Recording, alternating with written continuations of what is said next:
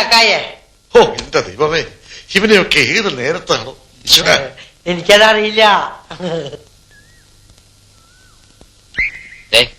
തന്നിരിക്കുന്ന മരുന്നൊക്കെ സമയത്ത് കഴിച്ചോളണം. അവസാനം എനിക്ക് പണി ഉണ്ടാക്കരുത് കേട്ടോ.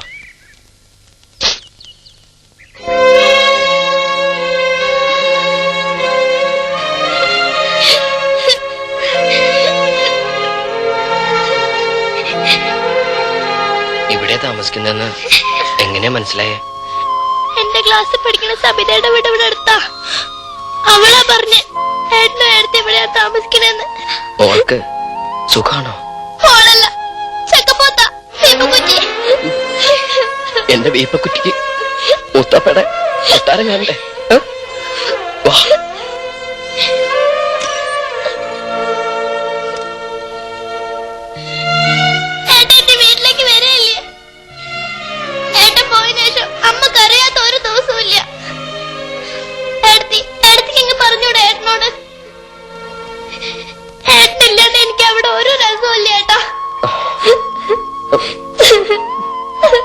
അയ്യേ, വലിയ പെൺകുട്ടികള് ഇങ്ങനെ കരയ.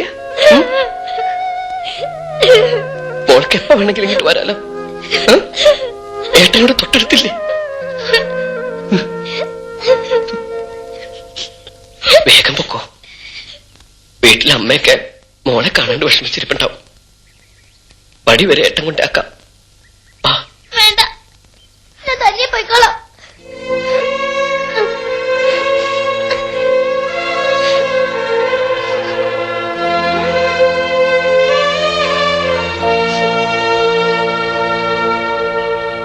May I come in, sir? Yes, come in. Oh, Vishwomanakuttan join ചെയ്യാൻ വന്നതായിരിക്കും. അതെ സർ. ബോണ്ട് കൊണ്ടുവന്നിട്ടുണ്ടോ? അതൊന്നും വേണ്ടെന്നല്ലേ സാറെന്ന് പറഞ്ഞത്? യെസ്, അന്ന് ഞാൻ അങ്ങനെ പറഞ്ഞത് തന്റെ അച്ഛൻ തനിക്ക് ഗ്യാരണ്ടി നിൽക്കുമല്ലോ എന്ന് കരുതിയാണ്. തന്റെ അച്ഛനെ ഞാൻ വിളിച്ച് ചോദിച്ചപ്പോ എനിക്കങ്ങനെ ഒരു മകനേ ഇല്ലെന്നാണ് എന്നോട് പറഞ്ഞത്. എനിക്കെന്ത് ചെയ്യാൻ പറ്റും? നമ്പീസിനെ ഇൻസൾട്ട് ചെയ്യാൻ എന്നെ കൊണ്ടാവില്ല.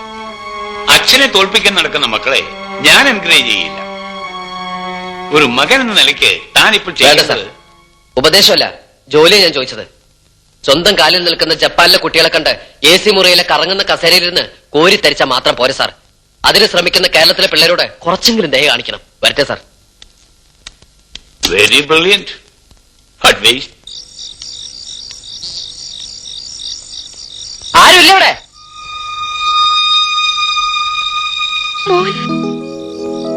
അമ്മയുടെ പ്രാർത്ഥന ഈശ്വരൻ കേട്ടു. വാ, അകത്തേക്ക് വാ. വേണ്ട, ഞാനിവിടെ താമസിക്കാൻ വന്നൊന്നുമല്ല. ഇനി മുറ്റത്ത് കാല് ചവിട്ടില്ല എന്ന് തീരുമാനിച്ചാ ഞാൻ ഈ പടി ഇറങ്ങിയത്. സഹായിച്ചില്ലെങ്കിലും ഉപദ്രവിക്കരുതെന്ന് പറഞ്ഞേക്ക് ഭർത്താവിനോട്. എന്താ നീ പറഞ്ഞേ? ഭർത്താവോ? എന്റെ ഭർത്താവ് നിന്റെ ആരാടാ? ഇപ്പൊ എന്ത് ദ്രോഹം നിന്നോട് അങ്ങനെ ചെയ്തത്? ഓരോരുത്തരുടെ കൈയും കാലും പിടിച്ചിട്ടാ ഞാനൊരു ജോലി ശരിയാക്കിയത്. അത് തട്ടിത്തെറിപ്പിച്ച് കളഞ്ഞു ഇവിടുത്തെ മഹാൻ. തോറ്റുമടുത്ത് കാൽച്ചോട്ടിൽ വരുത്താനേ മോഹമെങ്കിൽ അത് വ്യാമോഹമാണെന്ന് പറഞ്ഞേക്കയാളോട്. ക്ഷമയ്ക്ക് ഒരു അതിരുണ്ട്. അത് കഴിഞ്ഞ പിന്നെ സ്വന്തം എന്തും നോക്കില്ല ഞാൻ. നീ എന്ത് നോക്കില്ലെന്നാടാ? തല്ല് കൊല്ലു നിന്റെ അച്ഛനെ. എന്നാ കൊന്നരടാ. എന്നും അന്ത്യത്തിരി കത്തിക്കുമ്പോ എന്റെ മോൻ തിരിച്ചു വരണേന്നുള്ളൊരുക്കി പ്രാർത്ഥിക്കായിരുന്നു ഞാൻ. ഇനി നീ വരണ്ട, എനിക്ക് നിന്നെ കാണാൻ വേണ്ട. പൊയ്ക്കോ, പൊയ്ക്കോ എന്റെ മുമ്പിൽ നിന്ന്.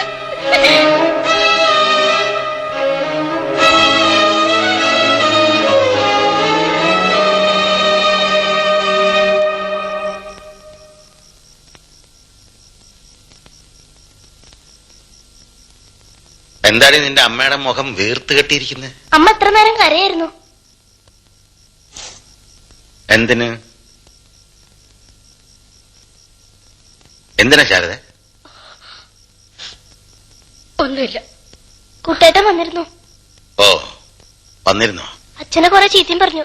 ആ, എന്നെയല്ല പിന്നെ ആരെയും ചീത്ത പറയും? പറയട്ടെ. കൊത്തിയും കളിച്ചും വളർത്തി വലുതാക്കിയതല്ലേ, കൊതി തീരുവോളം പറയട്ടെ. ഈ മുറ്റത്ത് കാല് ചവിട്ടിയില്ല അവൻ, അറിയോ? ഓ, ആ വിഷമം തീർക്കാനാ നീ കരഞ്ഞ? അല്ല, അവന്റെ വിഷമം ഓർത്ത. സഹായിച്ചില്ലെങ്കിലും സ്വന്തം ജോലി ദ്രോഹിക്കാതിരുന്നോടെ. എന്തിനാ അവന്റെ ജോലി ഇല്ലാതാക്കിയേ? ഇപ്പൊ അവൻ ആ ജോലി കിട്ടിയ ഒരു കമ്പനി ശിപായിയുടെ കുപ്പായത്തിൽ ഒതുങ്ങും അവന്റെ ജീവിതം. വെറും ഒരു ശിപായി പണിക്ക് വിടാനല്ല അവനെ ഞാൻ വളർത്തിയത്. വളർത്തിയത് എന്തിനാണെങ്കിലും അവൻ ഈ മുറ്റത്ത് കാല് കുത്താണ്ടാക്കിയില്ലേ? നീ സമാനപ്പെടുക. അവൻ പിച്ച വെച്ച് നടക്കാൻ ശീലിച്ച മുറ്റമായത്. ഓടി ഓടി മടുക്കുമ്പോ ഈ മുറ്റത്ത് തന്നെ മടങ്ങി വരും. എന്റെ ഓമനക്കുട്ട, എവിടെയാ എന്താന്നൊന്നും ഒരു വിവരവും അറിയാതെ ഞാൻ വിഷമിച്ചിരിക്കുകയായിരുന്നു. അന്വേഷിക്കാൻ ഇനി സ്ഥലമില്ല. എന്താ ചെയ്യേണ്ടെന്ന് രൂപമില്ലാതിരിക്കുമ്പോഴാ കത്ത് വന്നത്. ഏട്ടത്തിയോടെ ഈ വിവരം പറയാൻ പറ്റൂ? അറിഞ്ഞാൽ ആദ്യം പിടിച്ച് വലിവ് കൂടില്ലേ? അപ്പൊ എങ്ങനെയാ മാളുവിന്റെ കാര്യം? കടിഞ്ഞൂൽ പ്രസവം പെൺവീട്ടില. എപ്പോഴാ ഇവളെ കൊണ്ടുവരാൻ വരേണ്ടത്? അല്ല, അത് മാലുവിനെ അങ്ങോട്ട് വിടുന്ന കാര്യം എനിക്ക് ആദ്യ പ്രസവം പെൺവീട്ടുകാരുടെ അവകാശമാ. അത് ഞങ്ങൾക്ക് വിട്ടു തരണം കുട്ടാ. കുഞ്ഞമ്മാവും തെറ്റിദ്ധരിക്കരുത്. ഞങ്ങൾ ഒരുമിച്ച് ജീവിക്കാൻ തുടങ്ങിയത് ഇപ്പോഴാ. ഇനിയും മാലുവിനെ പിരിഞ്ഞിരിക്കാന്ന് പറഞ്ഞാ പ്രസവം അവിടെ ആക്കുന്നതല്ലേ നല്ലത്. ഇവിടെ കുട്ടേട്ടന് ഒറ്റയ്ക്കല്ലേ ഉള്ളൂ. എല്ലാറ്റിനും ഒരു കൈ സഹായമില്ലാതെ എങ്ങനെയാ? അതിപ്പോ ഓമനക്കുട്ടം പറയുന്നതിന് കാര്യമുണ്ട് മോളെ. ഇവന്റെ മനോവിഷവും നമ്മൾ മനസ്സിലാക്കണ്ടേ. അവിടെയാണെങ്കിൽ അച്ചൂട്ടി ആകെ ഇളകിയിരിക്കുക.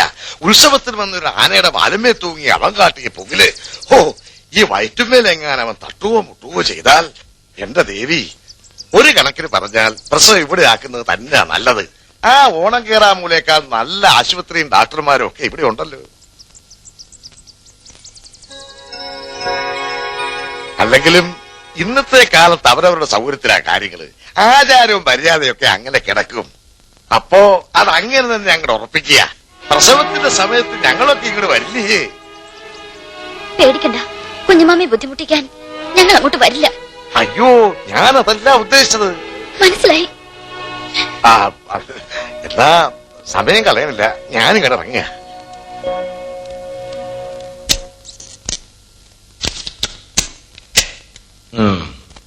സാർ. What man? എനിക്ക് കുറച്ച് രൂപയുടെ ആവശ്യമുണ്ടായിരുന്നു. ഒരു 5000 രൂപ. ഞാൻ പണിയെടുത്ത് വീട്ടിക്കോളാം സാർ. ഏത് പാതിരാത്രി വരെ വേണമെങ്കിലും ഓവർ ടൈം നിൽക്കാം സാർ. തന്നെ ഞാൻ ഇവിടെ പെർമനന്റ് ആക്കണമെന്ന് തന്നെ തീരുമാനിച്ചിട്ടില്ല. പിന്നെയാണ് over time. Look Omanakkuttan, loan കൊടുക്കുന്ന ഏർപ്പാടേ എനിക്കില്ല. ചെയ്യുന്ന ജോലിക്ക് ശമ്പളം അങ്ങ് തരും. No bonus, no loan, no gratuity, no pension. You go. Okay Nancy darling.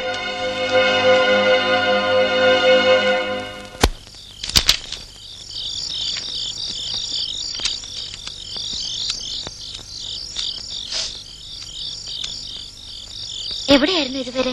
അത് 1-2 സ്ഥലത്ത് പോവാനുണ്ടായിരുന്നു. എന്താ മുഖത്തൊരു വാട്ടം? കാശ് കിട്ടിയില്ലേ? ഇല്ല. ഇനിയിപ്പോ എന്താ ചെയ്യാ? എന്ത് ചെയ്തിട്ടായാലും കാശുണ്ടാക്കിയേ പറ്റൂ. വിഷമിക്കണ്ട, ഒക്കേത്തിന് ഈശ്വരനൊരു വഴി കാണിച്ചു തരും. കാണിച്ചു തന്നാ മതി. ആ കമ്പനിയിൽ ജോലി കിട്ടൂന്ന് കരുതി വേറെ എവിടെയും ട്രൈ ചെയ്യാതിരുന്നത് വളരെ മണ്ടത്തിലായി പോയി. ആ റോസാരിയുടെ വീട്ടിലെ വരവുകൊണ്ട് മാത്രം കാര്യങ്ങളൊന്നും നടക്കില്ല. പിന്നെ എന്ത് ചെയ്യാൻ പോണു? ആകാശത്തിന് കീഴെ എനിക്ക് ചെയ്യാൻ പറ്റുന്ന ഒരുപാട് ജോലികളുണ്ട്. അതൊക്കെ ഞാൻ ചെയ്യും. അച്ഛൻ നശിപ്പിക്കാൻ പറഞ്ഞ നമ്മുടെ മോനെ നമുക്ക് അന്തസ്സായിട്ട് വളർത്തണ്ടേ? നമുക്ക് ആരും വേണ്ട. ഞാനും നീയും നമ്മുടെ മോനും മാത്രം മതി. ഈ ഉറുമ്പുകള് മഴക്കാലത്ത് ഭക്ഷണം കൂട്ടിയൊക്കെ കണ്ടിട്ടില്ലേ? അതുപോലെ നാളെ മുതൽ നമ്മളും നമ്മുടെ മോന് വേണ്ടി പണം ചേർത്ത് വയ്ക്കും. അങ്ങനെ നമ്മൾ ഉറുമ്പുകളാവും. മാലു ഉറുമ്പും കുട്ടനുറുമ്പും.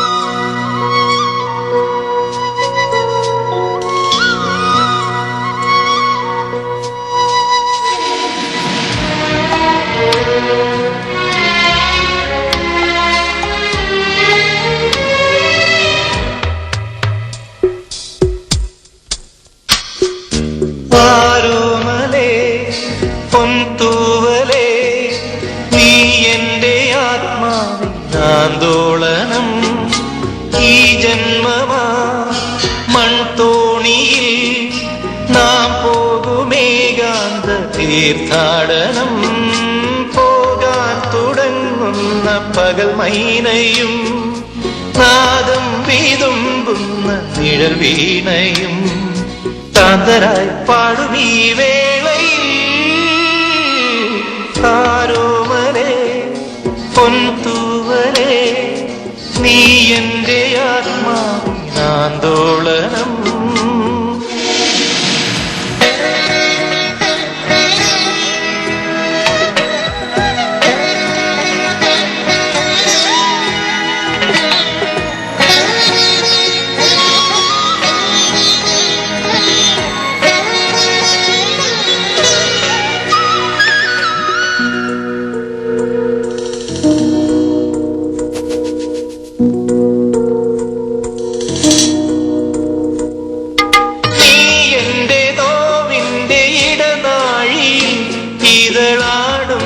തിരിനാളമായി